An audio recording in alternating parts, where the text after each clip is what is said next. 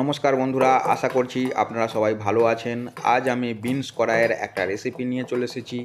তো এটাকে কেউ কেউ বিনস কড়াই বলে, আবার কেউ এটাকে বিম কড়াই বলে। তো বিনস কড়াই, আলু, টমেটোর, কাঁচা লঙ্কা, পেঁয়াজ আমি কেটে নিয়েছি। এবার আমি কড়াইয়ের মধ্যে তেল দিয়ে দিলাম। তেলটা ভালো করে গরম করে এর মধ্যে দিয়ে দিলাম বিনস কড়াই। বিনস কড়াইটা ভালোভাবে ভেজে নিতে হবে।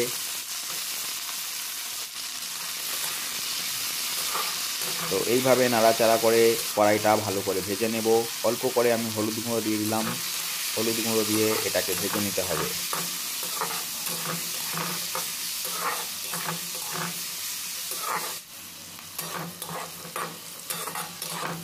তো এখানে কড়াইটা ভাজা হয়ে গেছে, এবার আমি তুলে নিচ্ছি। এবার আমি তেলের মধ্যে দিয়ে দিলাম গোটা জিরে। গোটা জিরেটা হালকা ভাজা হয়ে গেছে, এবার আমি দিয়ে দিলাম পেঁয়াজ কুচি। পেঁয়াজটা এখানে হালকা ভেজে নিতে হবে।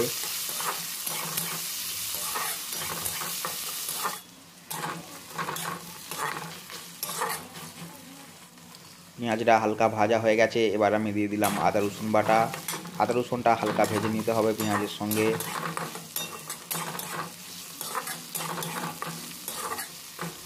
আদা রসুনের কাঁচা গন্ধটা চলে গেলে এর মধ্যে দিয়ে দিচ্ছি টমেটোর।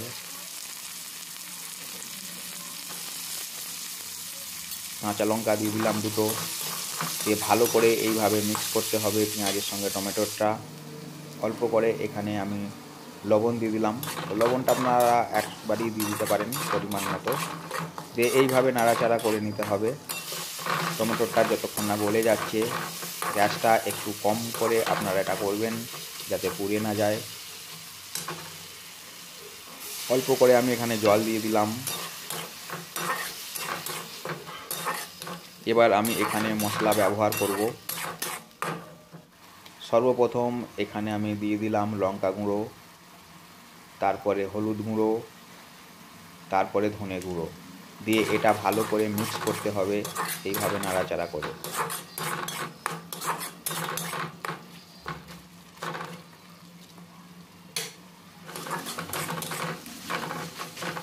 যতক্ষণ না মশলার গন্ধটা যাচ্ছে ততক্ষণ নাড়াচাড়া করে নিতে হবে।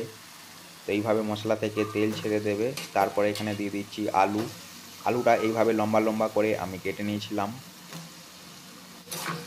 আলুটা দিয়ে মশলার সঙ্গে ভালোভাবে নাড়াচাড়া করে মিক্স করতে হবে এইভাবে।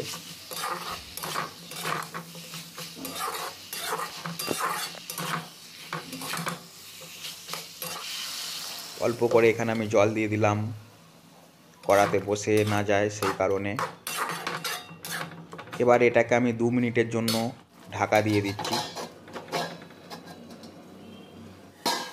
2 মিনিট পর ঢাকনা খুলে আবার এটাকে নাড়াচাড়া করে নিতে হবে এইভাবে। তো এইভাবে ঢাকা দিয়ে দিয়ে সবজিটা কষে নিলে আলুটা তাড়াতাড়ি সেদ্ধ হয়ে যাবে।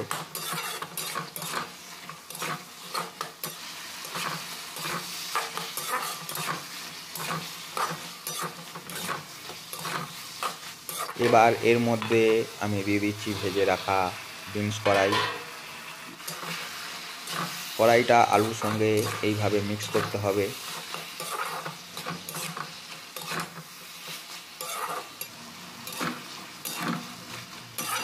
তো সবজিটা যত ভালো করে কষে নেবেন ততই খেতে কিন্তু ভালো হবে।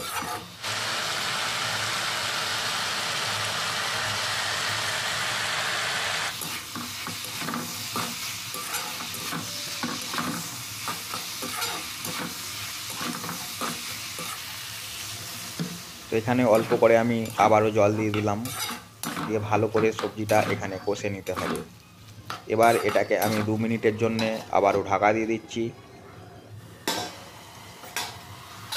2 মিনিট পর ঢাকনা খুলে আবার নাড়াচাড়া করতে হবে।